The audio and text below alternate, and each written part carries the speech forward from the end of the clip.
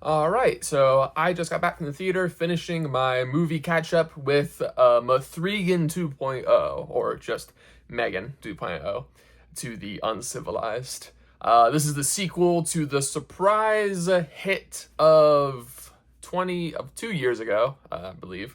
It's 2 years ago, so what was that? 2023?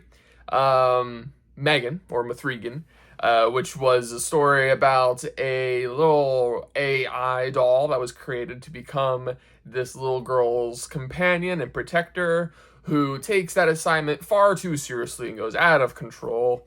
Murder and mayhem ensues. It's sort of a horror thriller. I watched it. I didn't really think it was that scary. It's more of a thriller than a horror, but you can clearly see it's got like jump scares and stuff like that in it. So it's trying to be a horror movie. I don't know if it's that successful. But the reason why this first Megan movie was a big success was because it kind of went viral because there were some rather goofy elements towards this movie, especially with, Megan singing weird lullabies to her, child friend, and her dances as well.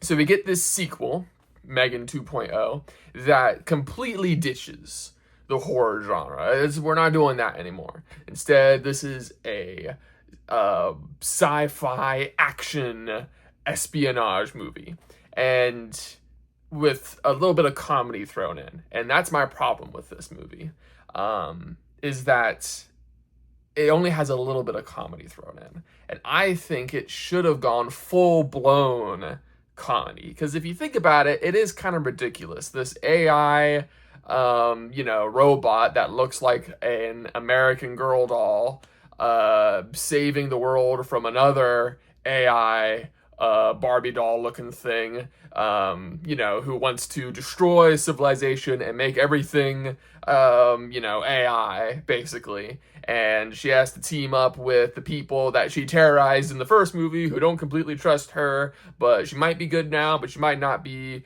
Sort of a Terminator 2 situation going on here, but everything looks ridiculous. They're wearing ridiculous costumes, and they're doing action scenes now and fighting and karate and shooting guns and stuff like that. So you'd think, oh, this is gonna be funny. And there are jokes in this movie. This movie has jokes, but not nearly enough. There's far too much talky and being serious and contemplating the ethics of AI, which, obviously that's a hot topic right now, so the movie's gonna want to discuss it.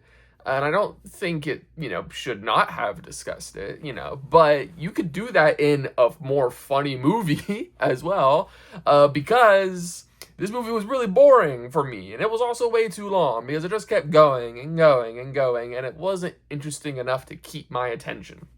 Where I think the first Megan is kind of a generic, not quite horror thriller. This is a generic, not quite science fiction, not quite thriller, action, espionage movie thing going on here. It's got its moments. I think I laughed twice at some pretty decent jokes, but the action is fine. The acting is fine. The special effects are good. Like, you can clearly tell this is a much bigger production than the first movie. It's got a much bigger budget, but unfortunately, all of that extra money on the screen doesn't translate to interest. I wasn't very interested in this movie, which was a shame. I think if they went full goofy, full, bizarre, which is kind of what the trailers were, but the trailer is just showing you the most bizarre things in the movie. The rest of the movie is actually quite ordinary, in my opinion. But if they went full weird, it would have been a lot more interesting to watch and a lot more unique.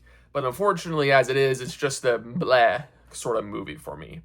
So, if you're a big fan of Megan, which I don't know how many big Megan fans there are out there, but if you are a big fan of Megan, you should probably watch this in the theater. But if you are not, you don't really care, you actually don't need to watch this movie at all. I guess if you're kind of interested in a movie that drops horror and goes action, you could watch it.